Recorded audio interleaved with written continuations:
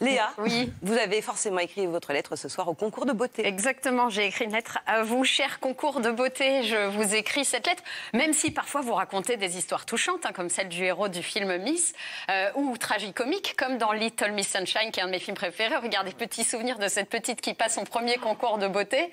Elle est vraiment trop chou, vous allez voir. Si on l'a, bon, sinon...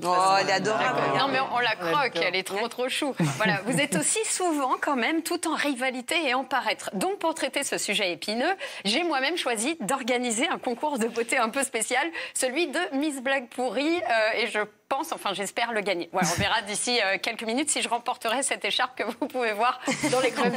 Ce sera donc la deuxième fois d'ailleurs, parce que j'ai déjà été nommée Miss complètement par hasard. Moi aussi, j'étais dans la rue, un homme s'est approché de moi et m'a dit Miss, franchement, viens ici, t'es charmante, viens, Miss. Voilà, et je me suis enfuie avant de me faire étrangler par une écharpe.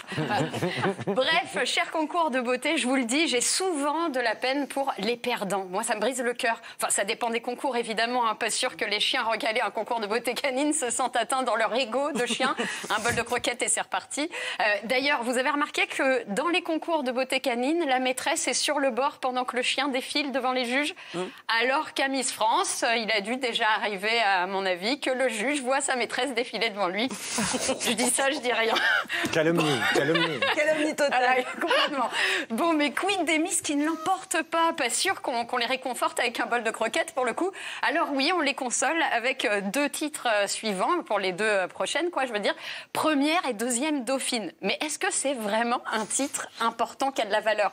Est-ce que pour autant, on dira, parce qu'on est dauphine, qu'on fait partie du gratin dauphinois? Première vanne pourrie. Elle est pas mal. Elle est pas mal. Ok. Est-ce que c'est parce qu'on passe dans le journal qu'on est dauphine et libérée?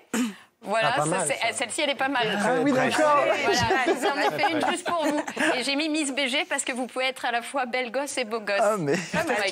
Enfin, est-ce que dans une lettre, on peut enchaîner des jeux de mots douteux sous prétexte qu'on fait un concours de vannes pourries? Bon, c'est pas sûr, mais c'est pas grave, je continue. Et puis, je pense aux concurrentes qui n'ont ni titre ni couronne parce qu'elles ne sont pas assez belles ou pas assez contre la guerre ou la famine dans le monde. D'ailleurs, qu'est-ce qui est le pire? Je me suis posé la question. Perdre à Miss France devant la France entière ou perdre à Miss Volaille de Bourg-en-Bresse devant la foire entière? Vaut-il mieux être humilié par un Foucault ou par un faux cul? Vaut-il mieux être déçu devant Alain Delon ou être déçu devant Alain Delin? Alors là, je ne sais pas si vous avez remarqué, mais j'ai fait des recherches pour savoir que Bourg-en-Bresse était le chef-lieu de l'Ain. De l'Ain, ah d'accord. Elle mérite quand même la place de deuxième dauphine. Oui, bon, enfin, on verra pour plus tard. Bon, sinon, je rappelle que le plus grand concours de beauté de France a été annulé cette année à cause du Covid. Donc, pas de salon de l'agriculture. En même temps, faire des défilés des vaches avec des masques, est-ce que ça a un sens? Bon, cela dit, les anti-masques vous diront que des moutons avec des masques, il y en a toute la journée qui défilent dans Paris. De toute façon, en ce moment, pour les vaches et surtout celles qui allaitent un taurillon, tout va de mal en pis. Je risque aussi, c'est bon. Voilà, pour terminer, chers amis. Est-ce que vous avez une vanne préférée dans toutes celles que j'ai faites qui pourrait être élue vanne pourrie 2020? Oh, Malampi, c'est pas mal. Malampi, la dernière. J'adore les traits d'humour.